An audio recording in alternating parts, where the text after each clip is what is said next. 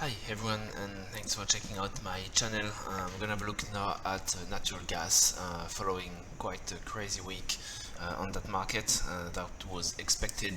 It was actually having some concern about the October contract that could potentially crash completely, and thankfully for anybody who did actually hold that contract, it didn't happen. It did crash or sell off quite significantly, but didn't actually break below the level we had at 180, which was actually quite a nice entry point to go long and trade that last part to return to the trend line to the upside. Didn't trade this despite having quite a nice divergence pointing to the reversal, but my opinion at that point was that that contract was still under threat to actually collapse further, show that that resistance would have would have actually given up. That could have been quite dramatic for that contract, so that would be too risky. Of course, trading this on ETFs could have been mainly exposed to the November contract, so potentially not such a large move to the upside and potentially no dramatic sell-off, or not as dramatic as the October, but still it was quite a risky trade, so I didn't actually take it. I did trade down on that market just before. It was successful, and I think at that point you just need to know when to stay outside of that market, especially with natural gas approaching the rollover time. So what's gonna happen next, in my opinion? So we're going to have the rollover gap that's absolutely massive. It's actually pointing at 2.8, which is very high, as we can see on the green line here. We are closing the gap from I think it was last year, end of last year, that island reversal we had at the top just here. That was so to be actually filling earlier, and it did actually happen almost a year later. So as we say, gaps are always filling up, but sometimes if you need to wait 1 year, it's very difficult to actually hold that kind of trade, hoping for that to actually close. And especially here, because we're closing on a rollover gap from I think the closer was somewhere 2.13 up to 280. So basically, if you are long, it's neutral. You don't gain anything from that rollover, but you are exposed to a major filling of that gap next. So there's really no advantage doing this. So of course, that trend line here we're going to use this as a pivot point, pivot line, as it will not be valid as a support or a resistance, of course, because of the rollover. And we're going to start from 2.8. What can we tell from there? Having a look at the quote report from previous week during the sell-off, we can see that there's no argument the open interest did increase significantly.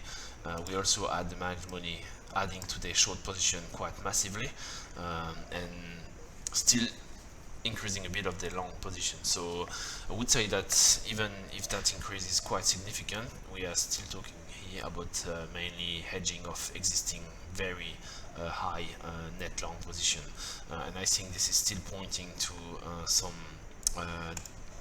risk to the downside because of that net long position so early into the season, not even starting winter. So if we have some disappointment in terms of the weather, the cold not arriving within the next coming weeks, which is very possible, then we will see very likely to see this huge number of long positions starting to actually move to the downside, so they can actually reload lower. So I think the strategy from the funds will be like this.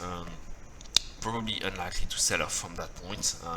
If that happens, then I will not follow this, because there will be likely a bear trap or trying to catch or follow some very fast action price that I'm not too interested. But what I like better is from that point here is to move to the upside. So what will happen, it will depend basically. If we get some short squeeze, I think we can go and even potentially get to 3.10.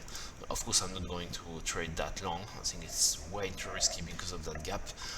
We could also stop a bit lower, 2.9 or somewhere in the middle, but basically that's the principle.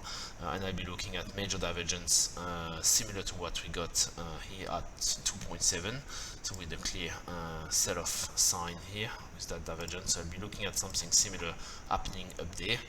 And from there we will be leaving that trade running until we actually fill in the gap. So the gap filling is 2.12, but should we actually drop that low and not having any really significant weather threat given the level of storage. I believe that the November contract might even be under bigger pressure than the October contract and could crash entirely again. So that risk, until we get the storage capacity dropping significantly below 90, moving down 85, maybe 80, to give some room, then we'll have a risk of that major collapse, the same we had for the October contract.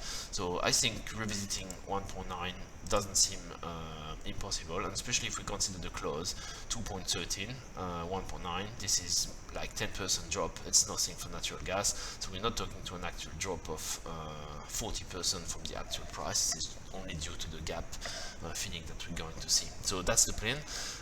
Looking just quickly at the quote report again, but the positioning on the fund, so we can see here a little bit clearer that it dropped that they positioned down to 2.6, but they didn't actually follow the move to the upside to 2.9, and we can see it staying roughly flat. So again, this is telling me that there's little confidence from the funds to actually follow that move to the upside until we get any clear indication that the demand will actually pick up a lot because of the weather. Of course, this is possible to happen, so we need to be careful, but to me, the plan will be to short from that point. 3.1 will be nice, but if I get the right signal at 3 or even lower, I will enter short from there, accumulating, keeping a stop loss not too far away.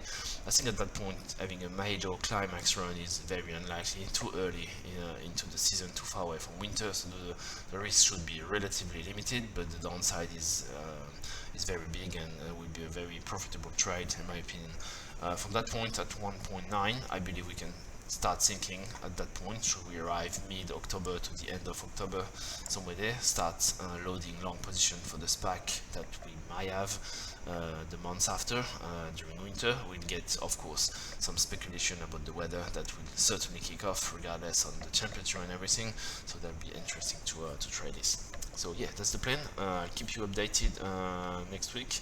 I will be also starting a WhatsApp group for anybody who's interested.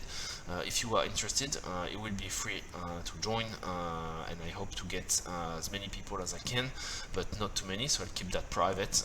If you're interested, send me an email to my email address, tradingplan00@gmail.com.